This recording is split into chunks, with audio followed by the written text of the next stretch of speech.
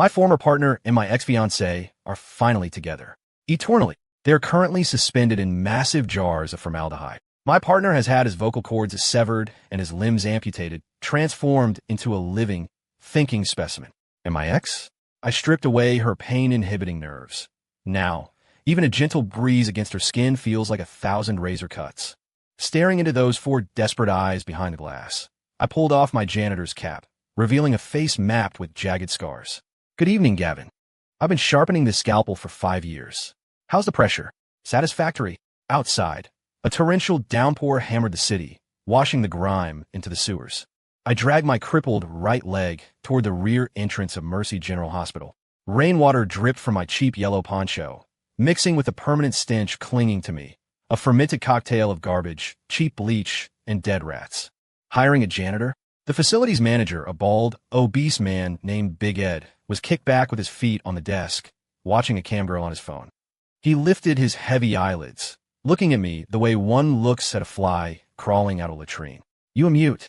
I nodded, my cloudy eyes fixed on the dusty concrete floor. To assume this identity, I paid a black market butcher to shave off 1/3 of my jawbone and corrode my vocal cord with acid. I didn't just look 20 years older, I was repulsive. Name. I took a piece of chalk I'd prepared and scrawled a single name on the floor in crooked letters. Arthur. Even the name is depressing. Big Ed chuckled, then, struck by a cruel idea, kicked the galvanized bucket at his feet. It was filled with black mop water, cigarette butts, and a glob of thick phlegm floating on top. You wanted a Mercy General? This is the best hospital in Seattle. Even the toilet scrubbers need a bachelor's degree. He tapped his cigar ash into the bucket, a malicious grin spreading across his greasy face. But seeing as you're a cripple, I'll be charitable. Drink this bucket, and the job is yours. The air in the room seemed to freeze. Thunder rumbled dully outside. I stared at the bucket. I knew exactly what was in that slurry. Nicotine, carbon ash, and a blend of at least 3 periodontal bacteria from the fat man's mouth. The Lucas Cole of 5 years ago, the genius thoracic surgeon, would have sliced Big Ed's carotid artery with a scalpel, missing the laryngeal nerve just so he could watch his own blood spray the ceiling without being able to scream. But I was Arthur now, a dog trying to survive under the nose of his enemies. I bent down, the motion making my deformed spine look pathetic and comical. Yo, he's actually going to do it? A few movers gathered around, laughing as they raised their phones. I lifted the rust-scented bucket and, without hesitation, tilted my head back and drank. The sour rot, the bitter tobacco, the slimy texture of the phlegm sliding down my esophagus.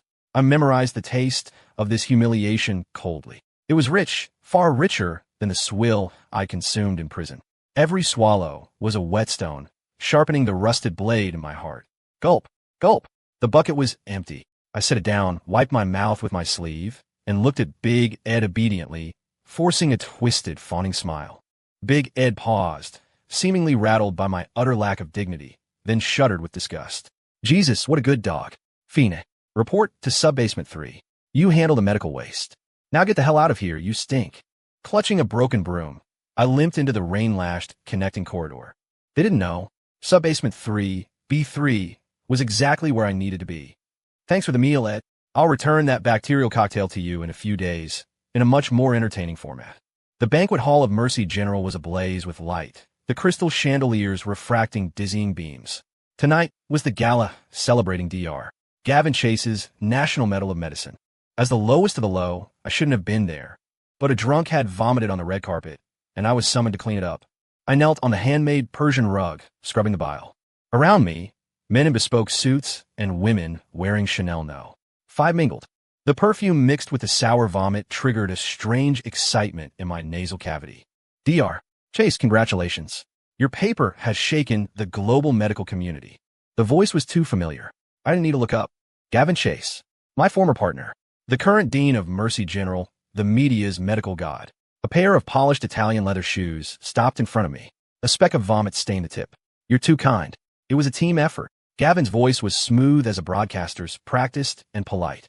He had his arm around a woman in a fire-red evening gown, her exposed back blindingly white. Serena Vance, my ex-fiancée, the woman who, on the day of my arrest, gave the passcode to my lab to Gavin.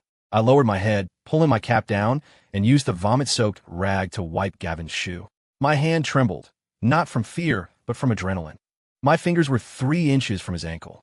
If I had a rusty nail, I could drive it into his Achilles tendon with surgical precision, ensuring he'd drag his leg like me for the rest of his life. I held back. Not yet.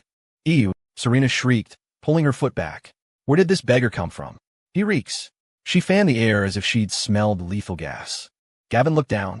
His gaze lingered on my hunched back for a second. In that second, my heart nearly stopped. Did he recognize me? No, impossible. I had made myself into a monster. Where is security? Gavin frowned. He held a half-full glass of red wine. With a flick of his wrist, the crimson liquid cascaded down, pouring directly onto my head. Cold. Sticky. It ran down my hair into my collar like blood. This janitor's back. Why does it look so much like that dead man? Gavin chuckled softly, the sound low enough only for Serena to hear. That waste who died in prison. Lucas Cole. Serena kicked my bucket aside with disgust. Don't say that name. Bad luck. This dress is haute couture. If it gets the smell of poverty on it, it'll never wash out. Right, my mistake. Gavin soothed her, then looked at me, his eyes turning to ice. Clean it up. If you can't wipe it clean, lick it clean. Laughter rippled through the crowd. Doctors and nurses who usually posed as saints now looked at me like a circus freak. I didn't look up. I didn't resist. I silently picked up the rag and continued scrubbing. The wine mixed with the vomit, becoming a dark stain in my hands. Gavin, Serena, did you know? Tannic acid in red wine, when mixed with a specific mold, produces a toxin that causes chronic asphyxiation. I've memorized the taste of this wine. Mercy General didn't sleep. The ER was always a battlefield. Gavin and Serena didn't go home after the gala. They went to the city cemetery.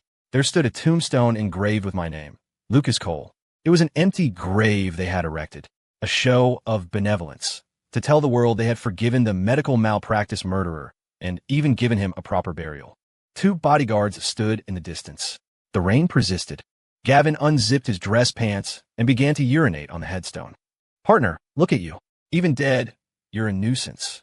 The stream splashed against the black and white photo. That janitor today gave me a scare. That look in his eyes. So pathetic. Just like when you begged me not to touch your sister. Serena stood under a black umbrella, lighting a cigarette, her red lips cold in the smoke. Enough. If the paparazzi snap this, your reputation is toast. Who cares? It's just dead people here.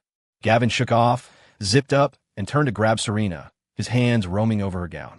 Say, do you think that loser is watching us from hell, getting mad that we're getting off on his grave? Serena laughed, pushing him slightly. Pervert. But his research data was useful. Half of your godhand title belongs to him. The other half belongs to you, my accomplice. If you hadn't swapped his medication, that patient wouldn't have died, and he wouldn't have gone to prison. Serena, you're more toxic than I am. Likewise. They laughed in the rain, like 2 vipers mating. 50 yards away, in the treeline, a dark figure gripped a tree trunk. I watched it all. My fingernails dug deep into the bark, splitting my fingertips until blood ran down the rough wood. I felt no pain. I heard every word. So that was it. The malpractice incident. You really did swap the meds. I touched my uneven, scarred face. Lucas Cole was dead, buried under that piss-stained tombstone. The thing living now was a revenant crawled back from hell. Since you love acting, love building a public persona, I will build you the grandest stage of all and let you rot piece by piece under the eyes of the world. The emergency room lobby was chaos. Cardiac arrest. Defibrillator. No response. Where's the attending? Where is the chief resident? A young nurse was on the verge of tears.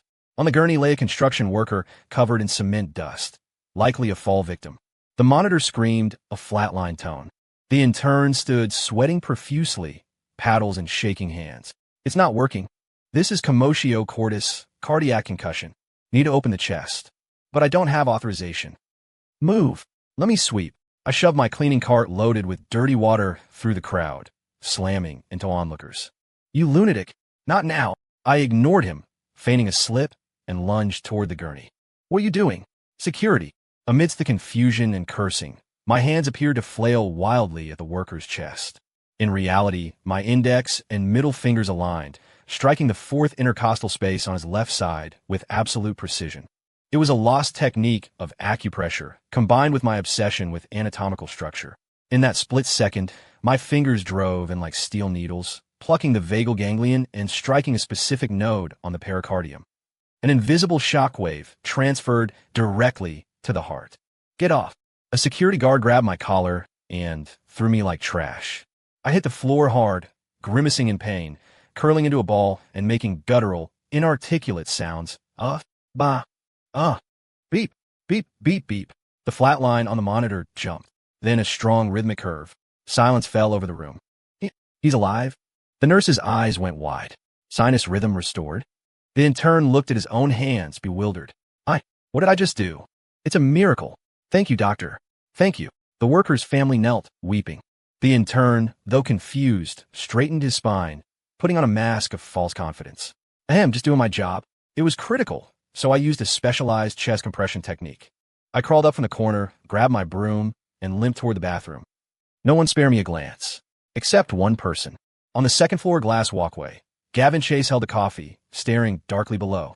That janitor. What's his name? Dean Chase. That's the new hire for logistics.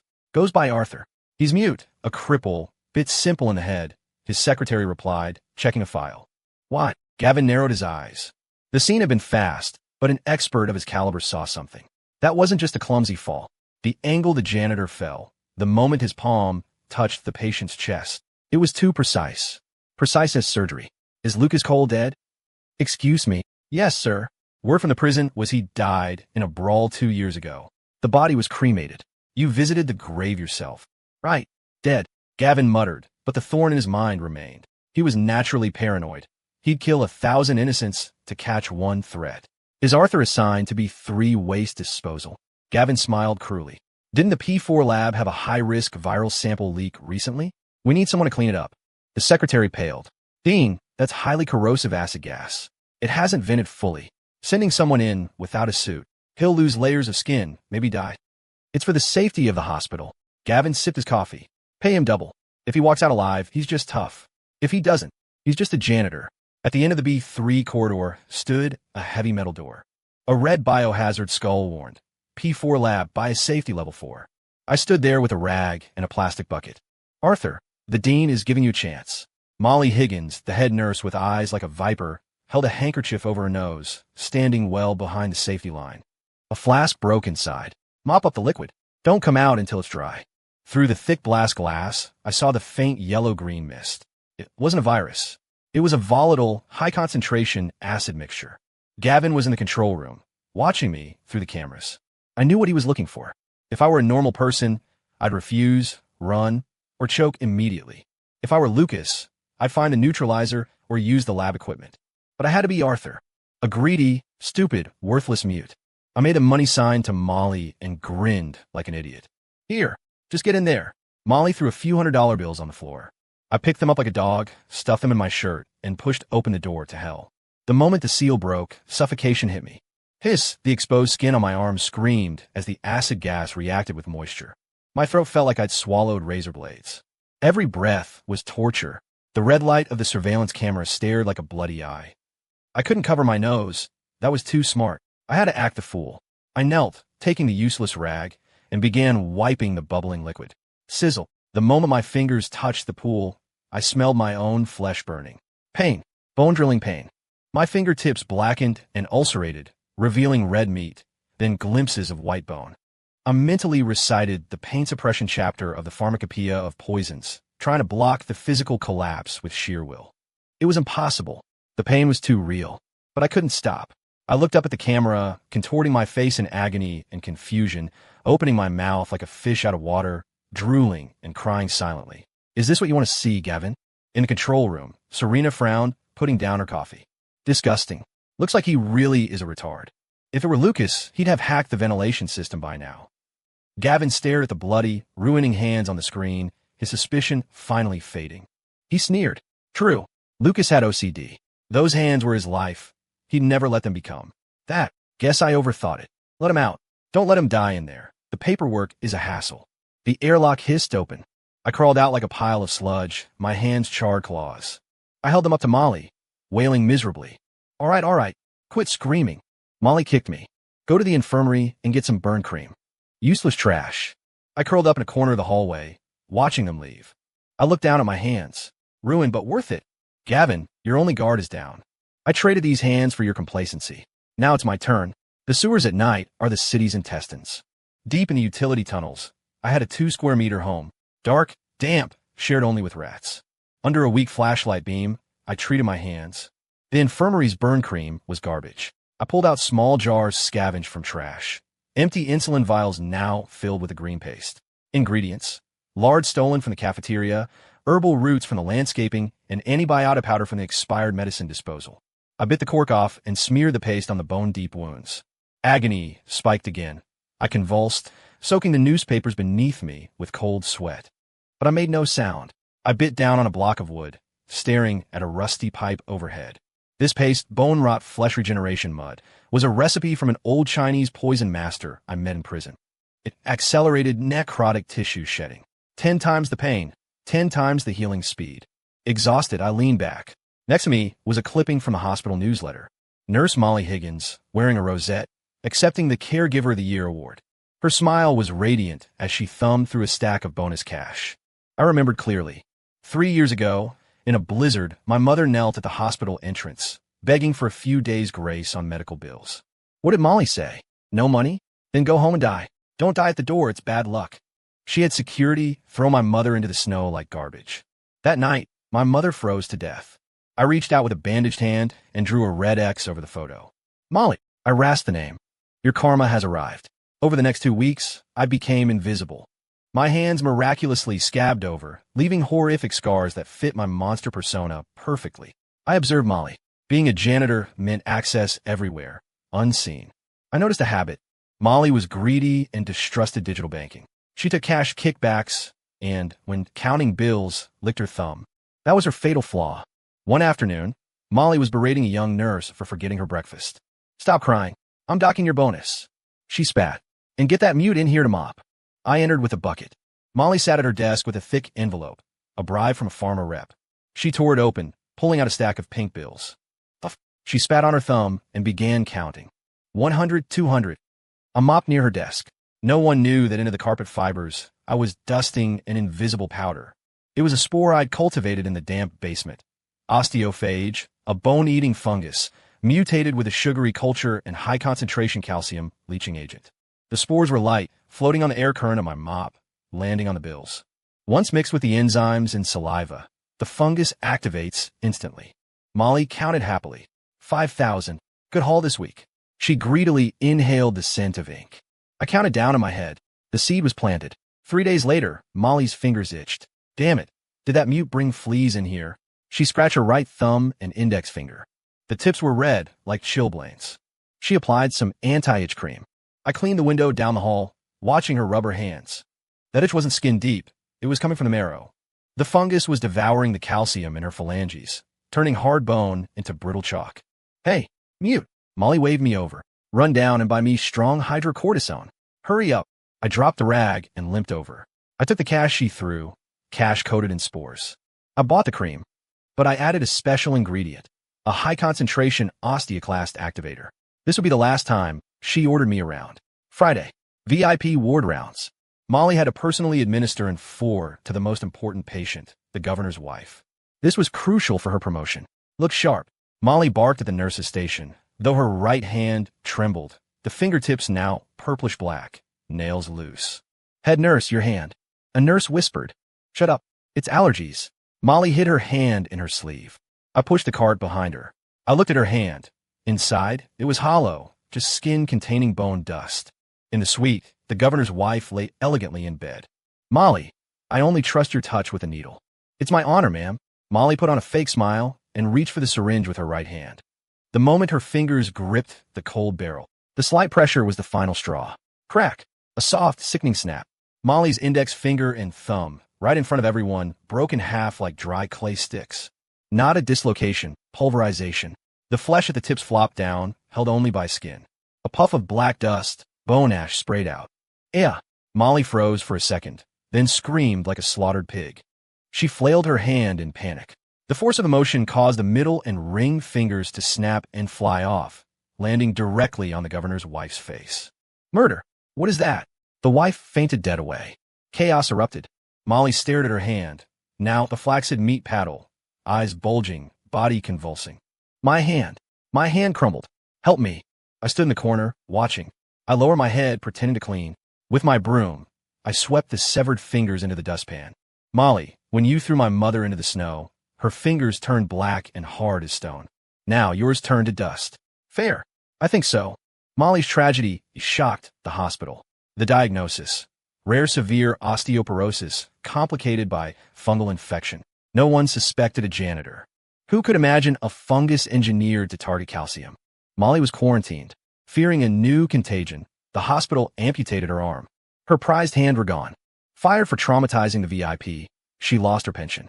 Rumor had it she went mad in isolation, banging her head against the wall screaming, "There's a ghost. A ghost is hurting me." Yes, there's a ghost. You changed your trash bags. I wasn't satisfied. This was just the appetizer. I looked to the upper floors. Vice Dean Warren Quaid's office. The obese lecher was currently puffing a cigar, eyeing a new intern.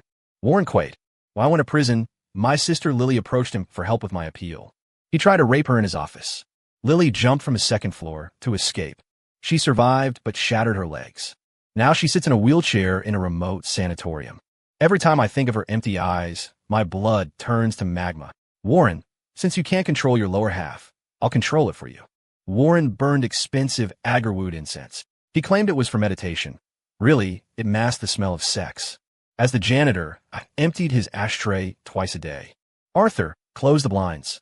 Warren loosened his tie, leering at a female pharma rep. I obeyed, plunging the room into ambiguous twilight. As I passed the incense burner, I flicked my finger.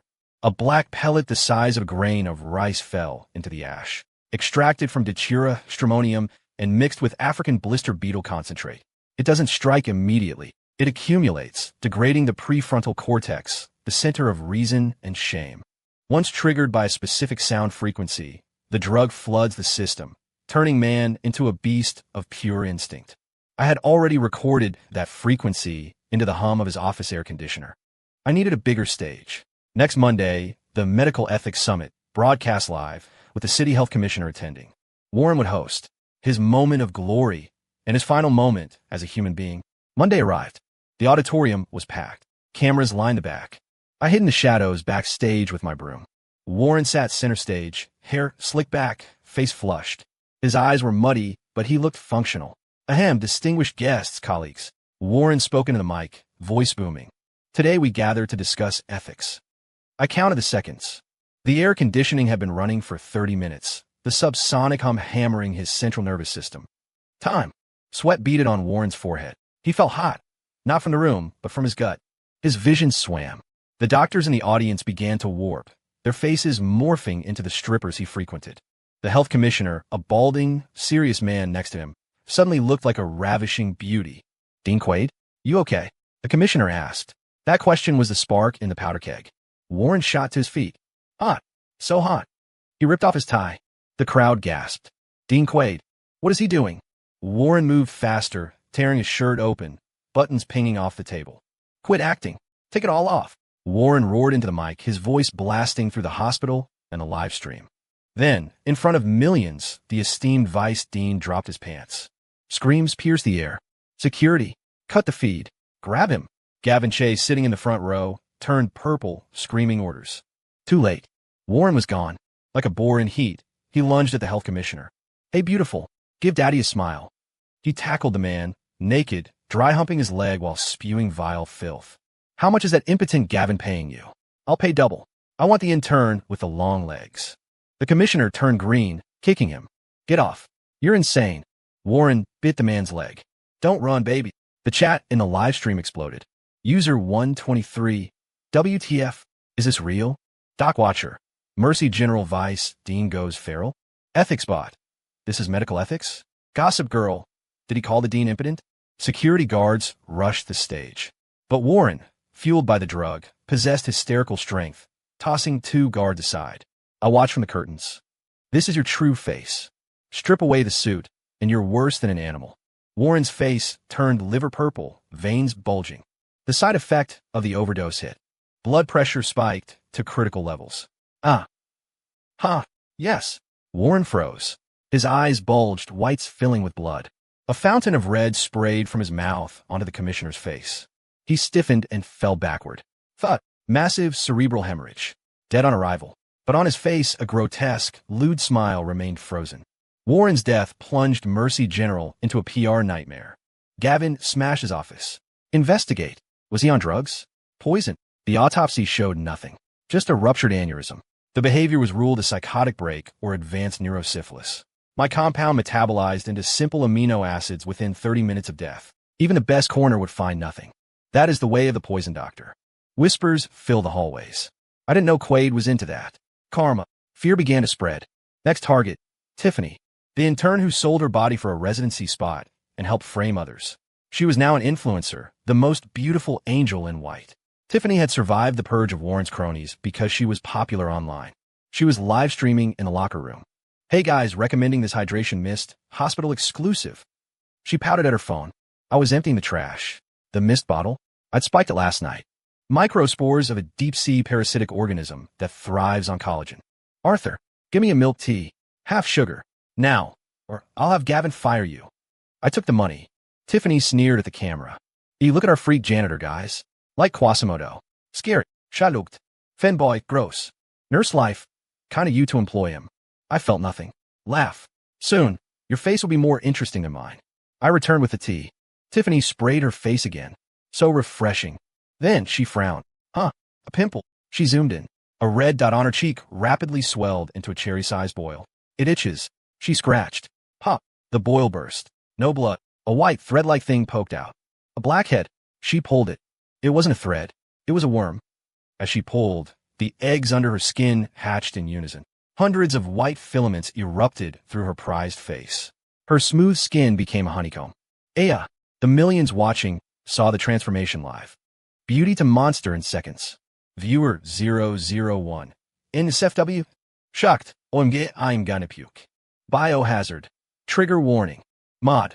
Content warning. Parasites. Tiffany clawed at her face, grabbing a brow razor to scrape them off, flaying her own skin. Nurses rushed in, vomiting at the sight. I listened to the screams. You judge by appearance, Tiffany. Now you're a nightmare. This is just the beginning.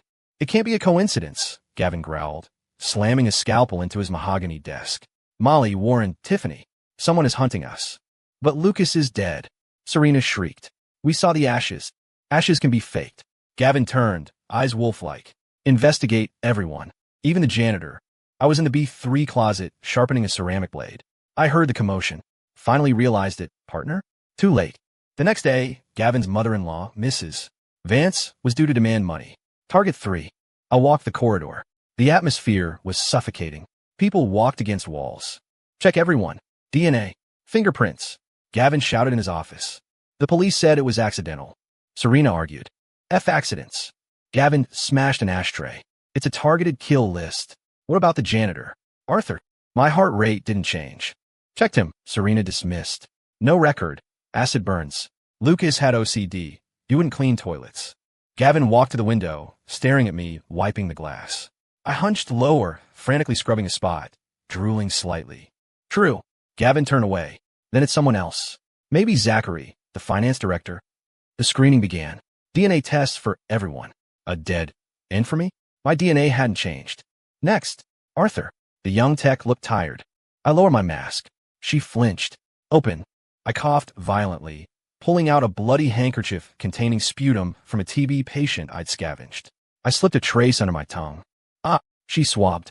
Gross. Go. The result would show active, highly contagious tuberculosis. The hospital wouldn't DNA sequence a biohazard. They'd isolate or fire me. But I needed chaos. That night, I hacked the lab server. I swapped my sample ID with Zachary, the tub oil, the finance director. The next morning, Gavin threw a file at Zachary. Drug residue in your drawer. An offshore account. And last night, you were in the server room. It's Viagra. My wife trades crypto. I was hiding cash. Zachary wept. Traitor. Gavin pressed the intercom. Take him to B3. The old way. Gavin. You devil. Zachary screamed as he was dragged off. I listened from a hall. I had planted the drugs. I had spoofed the transfer. I had worn a fat suit and wigged to the server room. Gavin just cut off his own arm. With Zachary gone, the finances were a mess. Enter Mrs. Vance, a greedy shrew. She arrived in the lobby, screaming, Where's my daughter? I need money. Mom, stop, Serena hissed, emerging. I just sent you $50K. Chump change. I want the villa Lucas promised me. I swept dust toward her shoes. Greed is the best bait. Mrs. Vance got a check for $1 million to shut her up. She went straight to Golden Summit Wealth, a firm promising 50% returns on Mercy General internal investments. The manager was the Fox, my con man friend. Internal only, ma'am. Minimum buy-in is $5 million. 5. Mrs. Vance panicked. Greed took over. She mortgaged Serena's properties and Gavin's hidden shops. She scraped together $8 million. A week later, Golden Summit vanished. Mrs. Vance woke up to loan sharks painting her door. She ran to the hospital. Save me. Pay my debts. Gavin, already stressed, snapped. Throw her out. She mortgaged my shops. Security tossed her into the rain. She sat in the mud, wailing. I approached with a black umbrella. Get away, freak, she spat. I pulled out a paper. A photocopy of the confession she forced me to sign 5 years ago. She froze. You? I lit the paper with a lighter. As it burned, I mouthed slowly, no. 1. Will. Barry. You.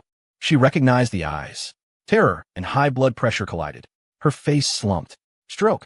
She collapsed in her own filth, staring at me, unable to speak. A different kind of silence. The internal purge intensified. Gavin hired Viper, a cleaner/detective. This place smells of a hunter, Viper sniffed in B3. He cornered me. You the mute. He held a butterfly knife to my throat. Your burns are real, but your eyes are too quiet. I dropped to my knees, frantically kowtowing, offering my pocket change, shivering with cowardly fear. Viper laughed and kicked me. Just a coward. He planted a bug on my broom, anyway. I spent 3 days doing nothing but sweeping and sleeping. He got bored and moved on to the pharmacy director. Opportunity struck. Gavin ordered Viper to incinerate special waste, failed test subjects. I was the operator. Viper supervised. Hurry up, Viper smoked. I pushed the cart. As I passed him, I stumbled, slamming the cart into the gas valve. Watch it. Viper reached out. I twisted unnaturally, throwing a handful of bone ash mixed with white phosphorus in his face. Arg! The phosphorus ignited on contact. Green fire ate his face. He slashed blindly. I hit the high draft button on the furnace. The suction pulled the off-balance, blinded hitman toward the inferno. He grabbed the rim, hands sizzling. I used a new broom handle to pry his fingers loose, one by one. Curiosity killed the cat. He fell into the fire. Gavin assumed Viper took the money and ran. Now it was just the king and queen on a lonely island. Gavin decided to gamble everything on his century surgery, a head transplant nerve connection for a sheik. $1 billion. Live broadcast. It was my stolen theory, but he only had half of it. Surgery day. The world watched. Gavin scrubbed in, terrified of poison in his food. He didn't check the air filters. I had dripped dream oil, a hallucinogen derived from deep-sea jellyfish, into the air. Ventilation. It amplifies guilt and fear under high focus. 3 hours in. The critical nerve stitching. Gavin stared through the microscope. The nerve turned into a red snake. He flinched. What is it? Serena asked. Nothing. He looked again. The heart on the table had Lucas Cole's face. It mouthed, wrong cut, partner. I am a genius. Gavin shouted suddenly. The room froze. Gavin, the cameras. Serena hissed. The drug peaked. Gavin saw the room fill with the ghosts of B3. The faceless janitor. The burning hitman. The naked vice dean. Get back. Gavin swung his scalpel wildly at the air. Slash. He severed the patient's aorta. Blood sprayed the lens. The feed cut. But the world saw the medical god butcher a sheik like a madman. It wasn't an accident. It was an execution. The hospital was besieged. Creditors, angry mobs, and the sheik's private army. Gavin and Serena cowered in the office. What do we do? Serena cried. Ghosts. Gavin mumbled. The power died. Darkness. Click, clack, click. Footsteps. The door lock melted. A beam of light cut the room.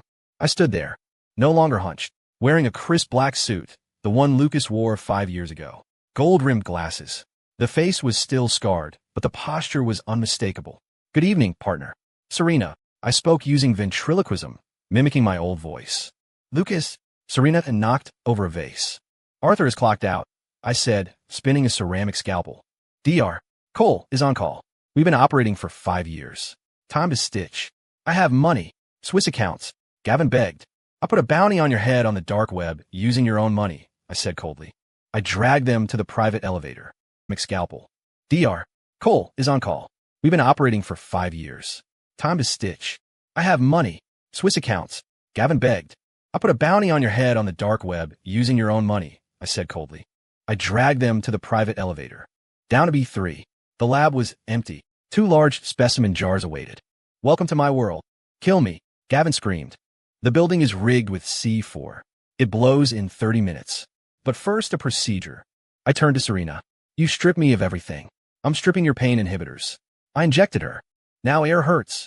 I cut superficial lines on her skin. She screamed until her voice broke. Then Gavin, you love transplants. I'm removing your conscience. Oh wait, you don't have one. I severed his vocal cords. I needed his hands, useless now, and his eyes open. I placed them in the life support jars. They wouldn't die in the explosion. The C4 would collapse the upper floors, sealing B3 like a tomb. They would survive in the dark, conscious, for 72 hours until rescue. I walked out. Dawn. Click. Boom. Mercy General collapsed into a mountain of rubble. 3 days later, the rain returned. I sat in a diner, eating soup, watching the news. Rescuers have breached Subbasement 3. The camera showed the horror. Bodies of missing homeless men. And then the 2 jars. Intact. Gavin, a torso floating in green fluid. Eyes pinned open, staring at the cameras. Serena, pink and raw, convulsing in agony from the vibration of the rescuer's footsteps. The world gagged. They are alive. But the reporter couldn't finish. Gavin was alive to face the lawsuits, the sheik's wrath, and the ghosts. Serena was in a prison hospital, suspended in water because sheets felt like sandpaper. Justice served cold? No, this was deep frozen. I finished my soup. I checked the news on my sister. She was safe, funded by the offshore accounts I'd diverted. I went to the sanatorium wall. I saw Lily in the window. She waved at the trees. She knew. Goodbye, Lily. I encountered a man in the bus station bathroom, a cleaner for the shadow organization backing the hospital. Arthur, he aimed a silenced pistol. You know too much. I straightened up. You know why Gavin lost? He talked too much. I triggered the mechanism in my mop handle. Pressurized gas, halothane, and neurotoxin. He fired wild, shattering the mirror, clutching his eyes. I disarmed him and crushed his larynx. Tell your masters. Mercy General was the opening act. I walked out into the sun. 3 years later, the border of a war-torn state in the Middle East. A Red Cross tent. Doctor, the artery is severed. We have no equipment. A man in a black trench coat and a silver half-mask stepped in. Give him to me. Who are you? He didn't answer. He produced a roll of strange scalpels. Without magnification, his scarred hands moved like a blur. Blind stitching. 10 minutes later. Done. The child breathed. Are you a god? The nurse whispered. I washed my hands outside. I was the ghost now. Or the god hand. I saved lives to wash away the blood of B3. A mercenary offered me a cigarette. You hear about that hospital in the U.S. 3 years ago? The dean was turned into a pickle. Brutal. Never heard of it, I said, lighting up. My satellite phone rang. Lily. Happy birthday, big brother. Thanks. Serena died yesterday. A mosquito bit her. The amplified pain caused cardiac arrest. Poetic. Gavin is chewing his own tongue, but they won't let him die. When are you coming home? Soon. Just paying off some debts here. Ghost. Incoming wounded. I pulled on my black gloves. The wind caught my coat. I am Lucas Cole. I am a poison doctor. I am the architect of the Mercy Hell. Is the story over? No. As long as demons hold scalpels, my hell waits for them. I walked toward the rising sun, my shadow stretching long across the sand. Story complete, story complete.